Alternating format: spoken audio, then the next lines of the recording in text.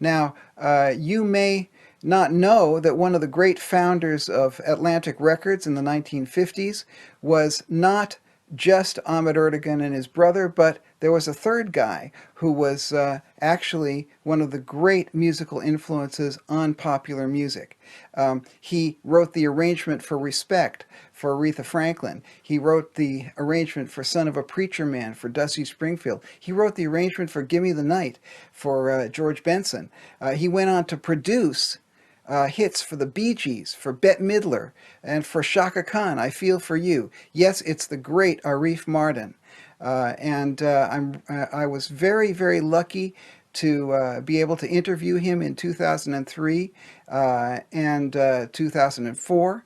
And this interview that you're going to see was done at his house. And I talked to him about some of the great records that he did, and especially about his wonderful arrangement work that he did as a producer. So just lie back and enjoy these great interviews with Arif Mardin. How does a pop arranger differ from a jazz arranger? Well, let me answer it in a different way. I wear two hats. I'm a producer and an arranger. You know, there are different kinds of producers. You have a songwriter producer, engineer, recording engineer producer. I'm an arranger producer. So I think of enhancing the song with my arrangement and make it accessible to a certain segment of the record buying public. So I arrange according to style and the artist involved, and so actually it's a production arranging. A jazz arranger, which I also do, and thanks to my friend Ziggy Locke, I did a lot of at least one or two arrangements a year for the German Hamburg or the Cologne Orchestra. It's a pleasure. You just write your theme and orchestrate it, and leave space for the solos, you know, etc. So it's a different kind of arranging. Would you say that it seems to me that, having been a pop arranger all my life, that it's really a great thing that pop arrangers have to come up with catchy stuff. They have to come up with little riffs. Right, called hooks. Hooks, indeed. So that hook the listener in. Can you give an example, for instance, from one of your records of a little hook that you thought of and it kind of made the record more catchy? Well, I think in Wind Beneath My Wings there are a lot of hooks. In Chaka Khan's I Feel For You, it's loaded with hooks. Do you want me to sing it? I don't remember. No, we'll actually play the music. But, like, for instance, in I Feel For You, the song was by Prince. Now, how did your production of it differ from, I mean, did he give you a demo? How was it presented to you? Oh, a song plugger from a publishing firm, Dale Kawashima, sent me the song. A lot of people, that Chaka and myself, we liked the song and we thought we could do something with it. And I was fortunate enough to work with Reggie Griffin, arranger. At that time he had a lot to do with Grandmaster Flash's Pioneer rap records. He was the arranger. So we worked together, and we truly loaded the song with hooks. I don't think they're all Prince's. We had our own. But, I mean, for instance, when did you receive a demo from Prince? Sure. The song was out, so we received a copy of Prince's version, that's all. And did he comment to you about your version? Or? Actually, I wanted him to play on it. I had a vision that have Stevie Wonder and Prince. Prince was on tour or something, so he couldn't do it. I don't think... the last time I saw him was like 1992 or something, and we had a very fleeting, encounter in his studio, and he smiled. So that must be that he liked. Great.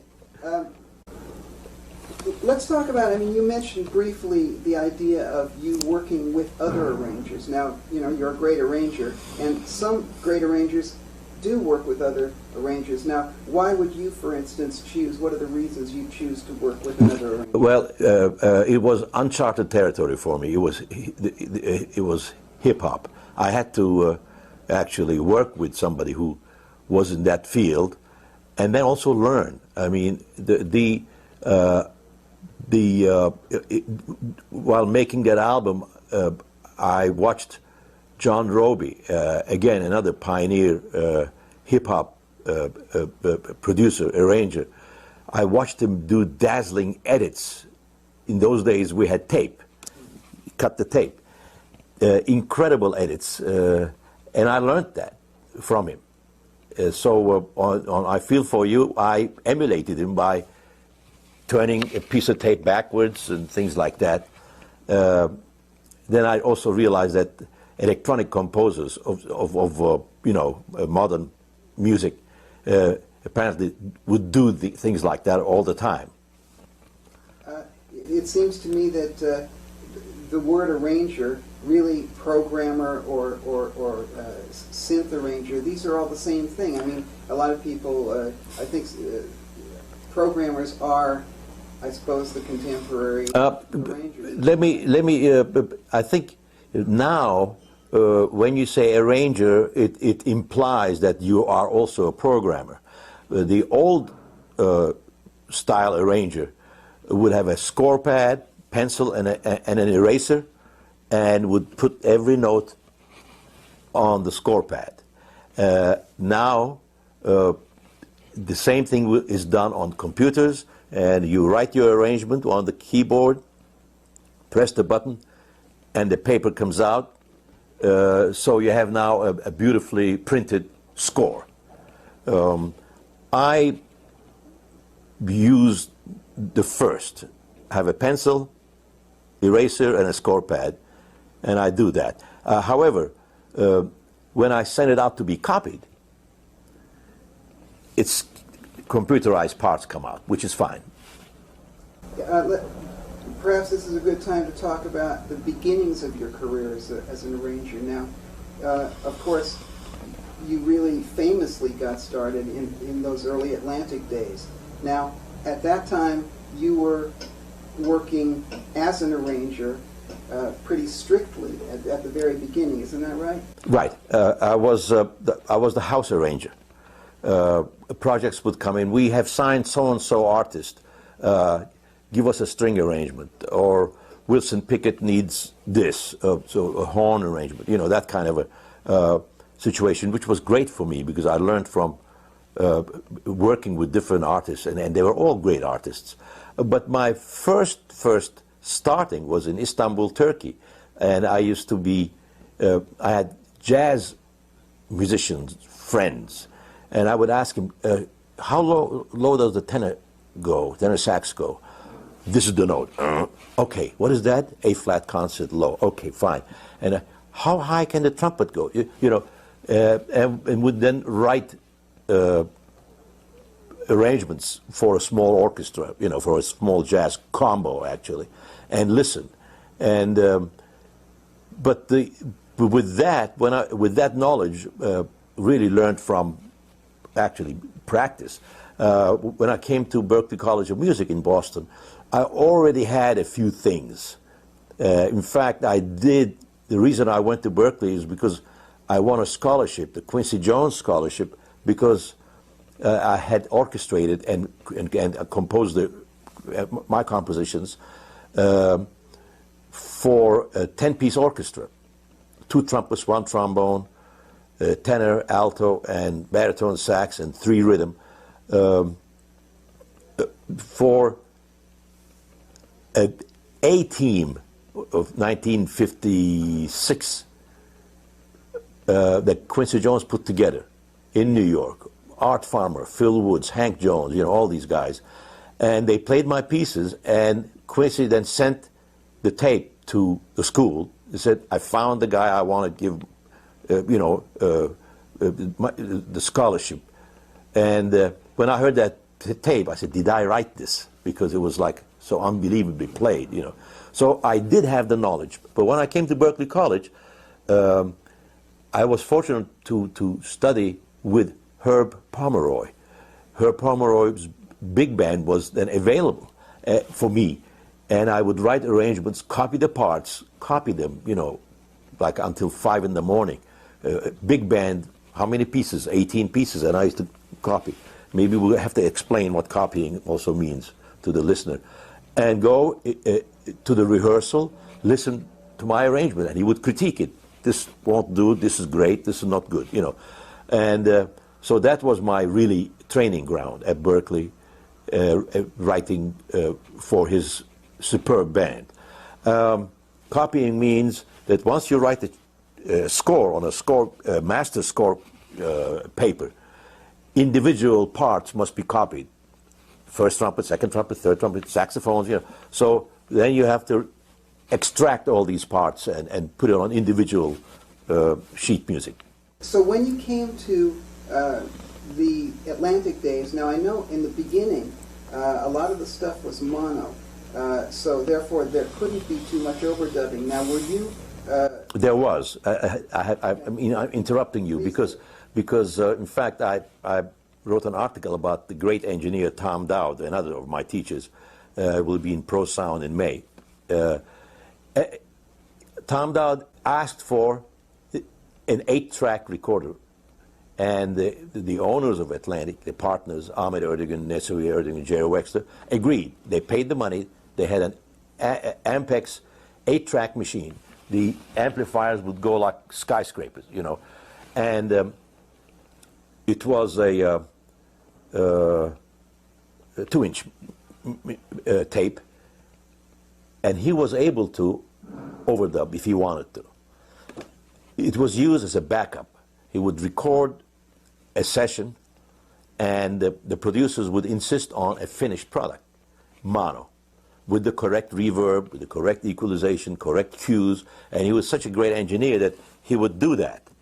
But at the same time, he would record onto the 8-track simultaneously, probably leaving a few tracks open for overdubs. When stereo came and became popular, he was able to go back to those 8 tracks and make proper stereos, not fake stereos. So all those fabulous Atlantic classic masters were, the stereo versions were actually for real. And we used to do overdubs. I remember he telling me that Ray Charles didn't like the background parts sung by his ladies, and he said that he liked to sing it. So, and the song is called I Believe to My Soul, and Ray Charles sang all the backgrounds. So that's the use of an 8-track machine. 8-track, at that time there were only maybe 3 in existence. One, Les Paul had one, and Columbia had one, and I think maybe the State Department had it, because they, you know, that's it. So Atlantic got the 4th 8-track machine. Jerry Wexler was saying, I was talking to him the other day, and he was saying that most of the stuff that he did in Memphis, but especially in Muscle Shoals, he would send the stuff to you in New York, and you do the strings in New York. Right. Now, there were good reasons for doing that. Sure, because in New York you have people from the Philharmonic freelancing, so we have better players here. Muscle Shoals, I think at that time, whether it was 4-track or 8-track, I'm not sure. But I remember that in like 1967, 68, it was 4-track. We did all the John Prines and all that on 4-track. And also, I suppose, in terms of studio space, the studios in New York were more accommodating of a large section. Definitely, definitely. Muscle Shoals was great for a rhythm section. But of course, we did fabulous horns, Muscle Shoals in Memphis, the Memphis horns. Did you write the arrangements for the Memphis horns? No, it would be a sort of a joint effort Tom had a lot to do with it too. We would sing a line, and they would take it from there, or they would come up with something, specifically parts, but then they would improve it. So in other words, the idea was, I mean, he talked a lot about the collaborative nature of it, that everybody could put in ideas. And, and so what you're saying is those arrangements came together collaboratively. Right. There's one thing that Jerry Wexler said in his book, which was quite amusing, where he was obviously complimenting you, and he said you've done such a great job, and he said with very little kibitzing from me. And he said, at that point, Arif didn't need any kibitzing from me. Now, how do you feel about the point at which an arranger doesn't, becomes a producer? I mean, if you could talk about perhaps a little bit about the psychology and the state of mind an arranger gets to when he gets that extra overview. Well, Jerry Wexler was the senior producer, and he had the most difficult job of choosing the song, bringing the song in, talking to publishers, and also having artists in charge of artist relations. So myself and Tom Dowd were the younger assistants doing some of the creative stuff, definitely, but he had the big job of finding, son of a preacher man. We didn't do that. He found it, So, but we became sort of like a trio with specific functions for each person. And mine was usually to take care of the chords, go out into the studio and conduct, or not like classical conducting, like to be in charge of the musicians. Do you want to do that? That kind of thing, attitude. And Tommy recording in the booth with Wexler. And again, Wexler would press the button that says, that is too slow. Why don't you do this? So he was the boss. But we had a fabulous time. And as you mentioned it, if there was something good, he wouldn't kibitz. He wouldn't say anything. Sounds fine. So, but I mean, at what point did you feel that you were really first of all, he says that at one point it was obvious that you were perfectly capable of producing on your own, and it's that change from being arranger to being arranger-producer. At what point did you feel that really came together?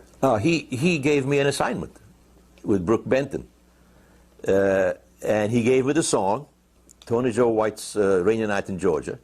He said, go and record. And we did. And when I came back with the tape, I thought that I had a great time doing, recording Brook Benton, and I had a, interaction with the musicians and etc. But when Ahmet and Jerry heard the tape, they said, "Wow, this is fantastic! This is going to be a hit." Really? I'm saying, really? Okay. Couldn't see the forest from the trees. So again, I had a certain vision for that particular song. It was like a mini small film. I had this harmonica overdub idea, and like a southern landscape, and nostalgic. So I put it together. It became a top 5 record. Perhaps you could speak a little bit about the way, when you hear a song, that you conceive of an arrangement from start to finish. I mean, that you get how you get ideas and how you manifest those ideas. And maybe give an example of a specific song. Well, I mean, that was one of them, Rainy Night in Georgia. I had the idea of a certain nostalgic feeling.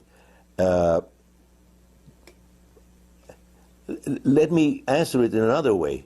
How, instead of having a definite idea, how an arrangement was built block by block as you go was, I feel for you. all right, let's do this here. Well, wait a minute, this sounds good. All right, so let's use that and move on. So this is like adding stuff, subtracting stuff. And the way it finished, we were amazed at how, you know, how it progressed. As opposed to, for example, From a Distance, Bette Midler's, I had a certain idea and where I wanted the strings, you know, how to progress. Same thing with Wind Beneath My Wings. But I had to wait until the vocals were done. Everything was in place. Then, of course, with Wind Beneath My Wings, you're also dealing with movie people, film people. They may say, you know, the first version you sent us with the strings here and the guitar there, the director likes it. So you can't touch that. If the director likes it, then that's one version. And the record version had more drums and more bass. Same vocal, same track, but slightly different arrangement. So we're not talking about writing with a pencil. We're talking about trying things and adding things. So this falls into the category of producer arranging. Are you still quarantined at home, doing your best not to fall asleep in the lonely, mind-numbing silence of it all? Fear not. Help is at hand from me, Richard Niles. Listen to my podcast, Radio Richard, and you'll hear intriguing interviews and heart-palpitating performances from master musicians like Maria Schneider, Trevor Horn, Hamish Stewart from the Average White Band, and the Free Play Duo. Believe me, you'll be glad you're alone with no one to distract you from all this amazing stuff. Don't miss a moment of the fun. Subscribe to Radio Richard. That's what I'm talking about.